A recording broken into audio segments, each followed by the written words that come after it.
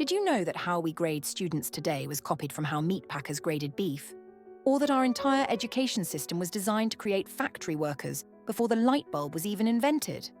This is the wild story of how American education got trapped in the past and how families are finally breaking free.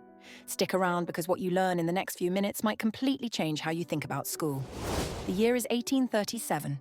The Industrial Revolution is transforming America, and a man named Horace Mann has just returned from Prussia with a radical idea that would shape education for the next 200 years. Standardized education, modeled after Prussian military camps. But here's the thing. He didn't fall in love with the military academies because they produced intelligent, powerful warriors, but because they produced subservient soldiers with dog-like obedience. American factory owners loved this idea. Why? Because they needed workers who would follow instructions without question. And just like that, our modern school system was born, not to expand human potential, but to standardize it. But here's where it gets really interesting.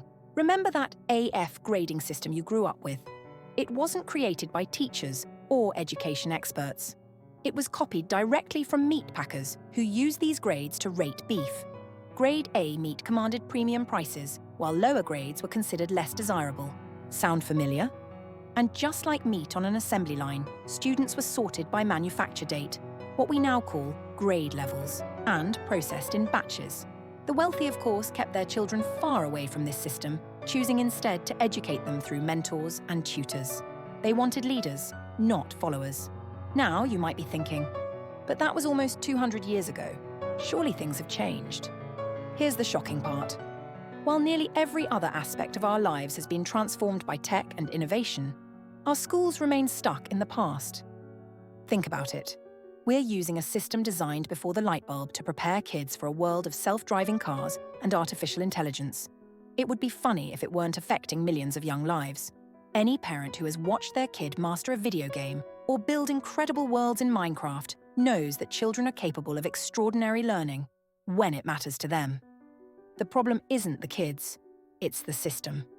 By the 1990s, parents started pushing back. They demanded choices within the public system: magnet schools, charter schools, hybrid programs. But there was still a catch, and it's one that nobody likes to talk about. Ever wonder why free public education isn't really free? Here's the secret that real estate agents know all too well. Home prices act as hidden tuition. Want access to a good school? Better be ready to pay big money for a house in the right neighborhood, and it gets worse. In 2001, politicians tried to fix things with No Child Left Behind. Their solution? Require 100% of students to be proficient in math and reading, an impossible standard that set schools up to fail. Teacher morale plummeted, creativity vanished from classrooms, and students suffered. But then something unexpected happened.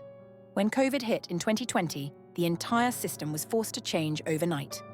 Parents got a behind-the-scenes look at their kids' education, and many didn't like what they saw. Public school enrollment dropped by 1.2 million students across 37 states. And here's where our story takes an unexpected turn. Remember homeschooling? In the 1980s, only about 100,000 students learned at home. Today, that number has exploded to 3.5 million, with another million joining during COVID. But this isn't just about homeschooling versus traditional school. Something bigger is happening, a movement called open education. It's about breaking free from the old factory model and creating personalized learning experiences that actually work for each child. So here's the question that every parent needs to ask. Are you really preparing your kids for their future? Or are you stuck in a system designed for a past that no longer exists? The good news is, we're finally waking up to these challenges. In our next video, we'll explore the surprising science of how children actually learn, and why everything we thought we knew about education might be wrong. If this video opened your eyes to something new, subscribe for part 2 of this series.